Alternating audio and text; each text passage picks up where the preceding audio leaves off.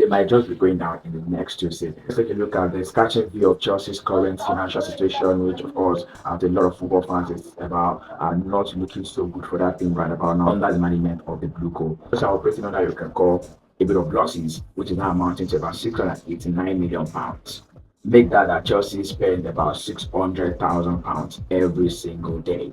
And even talk about the big six clubs in the English Premier League. Chelsea are the only team that has spent more on teenage players. You want to take a look at the amount that Chelsea has spent on players in their teenage years. Back for the likes of Cole Palmer and also Esteban were signed for about £40 million each. The likes of Enzo Fernandez, likes of Moise Caicedo. Well, maybe with the exception of the likes of Rich James, who would still with anything and everything that's happening within that particular team, will also have to want to maybe feel some kind of Francisco Totti type of player, right? They are down to the championship. Some of these players will not be happy. All of the top players that they have within their side, trust me, it's going to be bringing a bit of unhappiness, toxicity in the dressing room, and they're not able to ship all of these players out. Let's take for instance, likes of Enzo Fernandez right now, who with the number of years left on the contract should not be worth more than £80 million.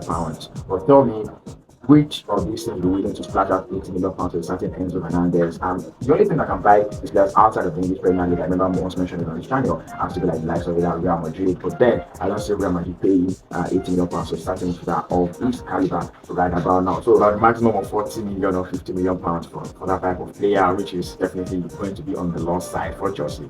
You have a lot of on-loan contracts, you have a lot of unhappy players, a lot of players who are bringing toxicity, and most importantly, unhappy players on your spreadsheet means that you are still incurring more losses at the end of the day. So now tell me, what's really the essence of doing whatever it is that you're doing? But then no surprises here, but Chelsea might not be dropping down at the end of the season. This is Sports News, guys.